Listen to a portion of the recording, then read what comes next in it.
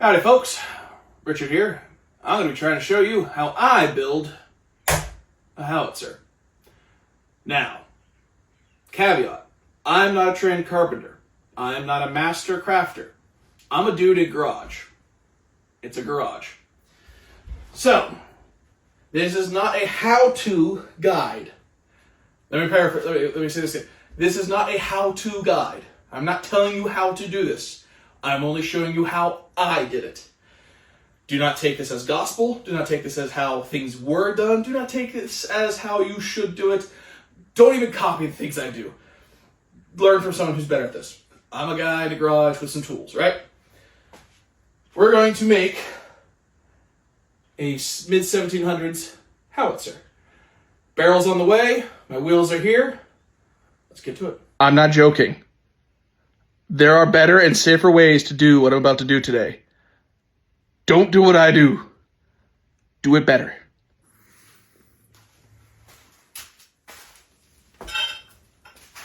Alright, so the first job, clearly getting the wheels and getting an axle done, right? So the wheels I got made for me, and then the axle is a standard 1-inch steel bar, round stock. This will work for what I'm going for. Next, I'm going to have to make a wooden sheath to go around this axle, right? My brackets, this is what's going to have the axle pinned to the cheeks, right? So, axle's going to come down here, these will come up and pin to the cheeks and run to the side and run to the tail, right, of the cannon. I'm going with this size because I'm going to have the 4x4 set up, but the 4x4 is going to go up an extra 1.5 inches into the cheeks. That way there's a mechanical lock of the axle to the cheeks to the tail, right? And then I'm going to have 1.5 inches here for the 2x4 to go, right? So think of that as like a covering. So I'll cut a channel into the 4x4 that will then rest on top of this. The 2x4 will go underneath that and get sandwiched against the 4x4 against the cheeks. It's just some extra wood, some extra security. It's just how I like to do things. Just the way I like it. So we'll see how this looks.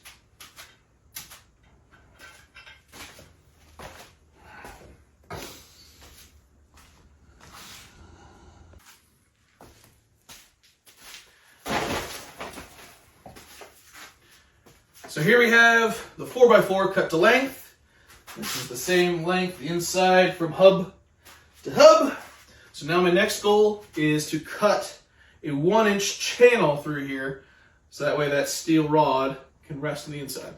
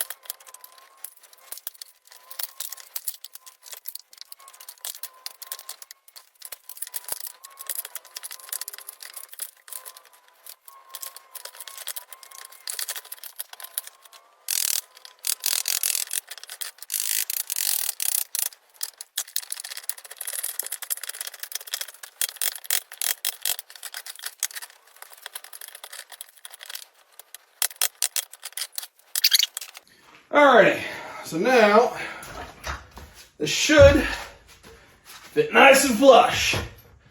And it does, look at that. Fits nicely in there. So that 2x4 will go underneath here. The brackets will then sit holding that 2x4 up against this axle, and the cheeks will sit down upon this axle.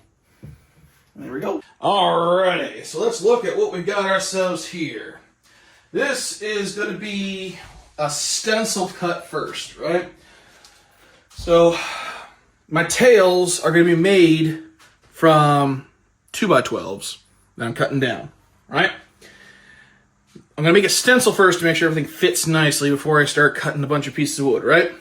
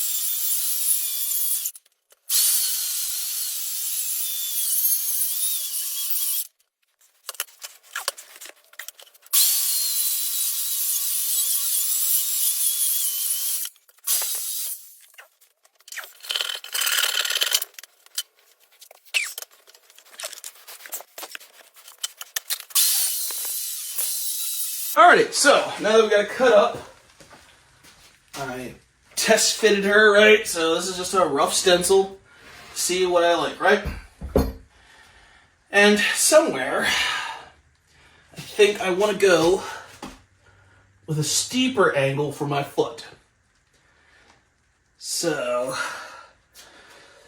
this is why we do it at a cheap pine, make a stencil out of it. Because yes, I'm going to want to change this up and have the angle go even steeper. So probably another 2 inches up. So probably a 4-inch bottom and a 2-inch top. So having given her another test cut here, raising her up even more, I think I'm going to go with an even more extreme angle. And I'm just going to have the top here just be flush with the top of the cannon and go almost at a 45. I think that might actually look quite well, given her stumpy nature. Ultimately, I think, yeah, she's going to look a little stumpy. That'll be kind of cool. It's a howitzer, so that stumpy build will actually kind of work out. So, yeah, over here we're going to just go at a strong 45 now. I think that'll look nice. So this is roughly what we're going with. Making this crude stencil really puts things into perspective. And this is why I always say measure, measure, measure, cut, and then still make plenty of room for error. So I'm happy I went with this cheap pine stencil. Because if I was trying to go through hardwood, this would have been miserable. And it would have been for a waste. Because obviously my measurements were good on paper. I liked them on paper. But I like more of a flush angle with the tail to the ground. And so having sit it now like this, I'm going to go definitely push the trunnion up a whole inch so that she's resting more center over the axle now. And definitely going to cut the foot at more of a steeper 45 because based how she's angling right now. Overall, pretty happy with it. It's going to be a nice howitzer when it's done. Picture a barrel here. Picture, this twice as wide. That's the end goal. So we're getting there. We're getting there. It's going to probably take quite a few months of working to get us there.